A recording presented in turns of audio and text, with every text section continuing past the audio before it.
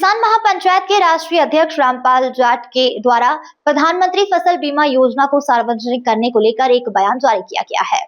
नवापुरा गांव रात्रि चौपाल कार्यक्रम के तहत ग्रामीणों के साथ चर्चा करते हुए आपदा राहत कोष एवं प्रधानमंत्री फसल बीमा पॉलिसी वितरण एवं मुआवजा पर खुलकर किसानों का पक्ष रखते हुए कहा गया कि फसल बीमा पॉलिसी का वितरण नहीं किया जा रहा है, जिसके कारण किसानों में फसल बीमा को लेकर जानकारी नहीं है।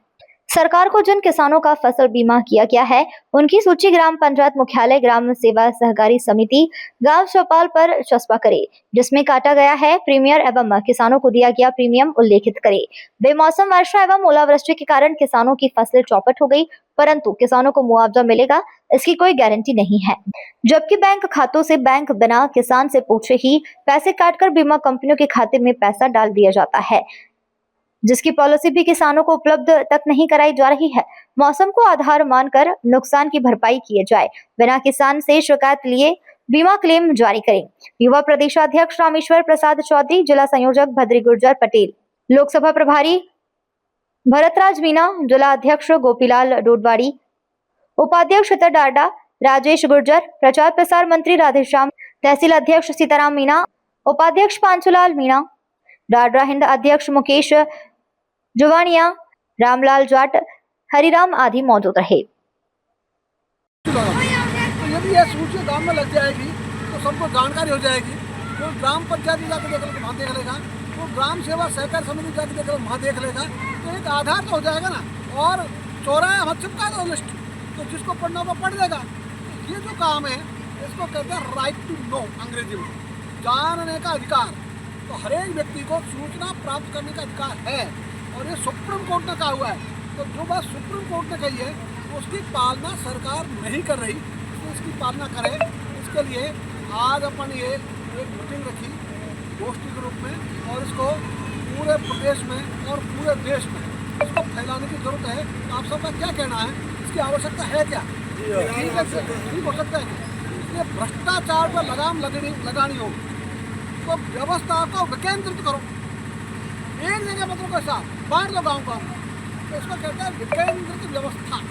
तो विकेंद्रीकरण, तो तंत्र का विकेंद्रीकरण होगा तो भ्रष्टाचार में लगाम लगेगी।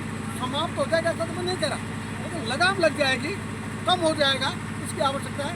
इसी के लिए आज अपन सब टोंक जिले में बैठे सभी को राम राम साहब, धन्यवाद। एक आज विचार और आया, इसको लेकर लगा कि इस पर चर्चा करनी चाहिए, और वो है कि हर गांव को इकाई बनाया जाए। तो अपनी पहली की बात अच्छी लगी कि यदि किसी भी गांव से जो प्रीमियम लिया गया उसकी सूची लगा दे सरकार, ये जागरूकता हो जाएगी कि कितने पैसे किसने दिए या कितने पैसे किससे प्रीमियम के वसूल किए, और दूसरा आ जाएगा किसको उसके बदले में कितनी राशि मिली। तो गांव वाइज हिसाब होने में आज जो प्रधानमंत्री फसल बीमा योजना बनी हुई है,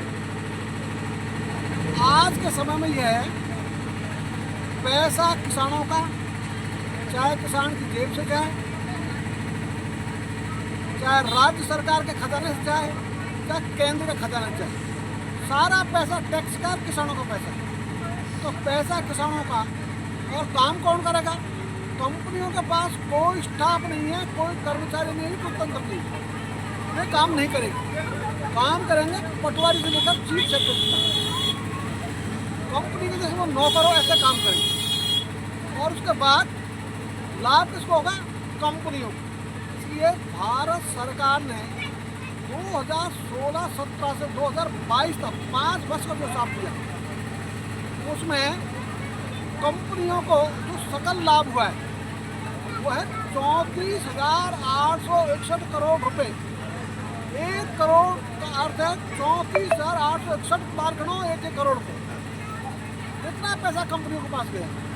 और एक वर्ष की बात करें तो 7,559 करोड़ रुपए प्रति वर्ष किसानों की जेब से जा रहा है कंपनियों का। ये जो डकैती है इसका काम हो रहा है बिना बंदूक गांव को लूट रहे हैं। किसान से पूछते नहीं, उनसे जो प्रीमियम लिया है उस प्रीमियम के लिए कोई रसीद नहीं, बीमा पॉलिसी नहीं, उसके उपरांत भी वो कहते हैं हम सबको दे रहे हैं। और अभी बात हुई यहाँ राजस्थान के बीमा कंपनी को भी संभालते हैं उनसे। भारत सरकार लगातार लिख रही है मेरी पॉलिसी मेरे हाथ। वो कहते हमने तो 80% वितरण कर दी, सबको दे दी। तो उनका आप कैसे गांव छांट के दे दो जहाँ 80 नहीं 50% वितरण होगी। एक आप टोंका दे दो, एक दूदू क्षेत्र का दे दो, एक सीकर साइड का दे दो, तीनों साइड हो जाएगी। तो तीनों साइड के एक गांव का नाम दे दो। इसको भी हो गया लगभग 3 महीने, अब तक गांव का नाम नहीं दिया उन्होंने। तो हम जाके सर्वे कर लेंगे। अब आप सब बैठे हो, किसी को पॉलिसी की कॉपी मिली क्या पढ़ने से? नहीं मिली। यही स्थिति सब जगह, तो भी वो कह रहे हमने सब जगह वितरण कर। तो ये तरीका एक अच्छा हो सकता है कि सरकार बीमे का हिसाब रखे ग्राम स्तर पर। गांव में ग्राम पंचायत बोर्ड है, वहाँ दे दे। सार्वजनिक क्षेत्र जगह वहाँ लगा दे, तो बस सूची लगा दे कितने किसानों से कितना प्रीमियम, किससे कितना लिया और आपने भुगतान कितना किया, तो किसान को ध्यान आ जाएगा। आज तो पैसा कटता है बैंक से, फिर किसानों को लगता है कि तो कट गया, उसकी परवाह नहीं करता हमारा किसान। तो किसान में इसकी परवाह करे, इसकी भी जरूरत है।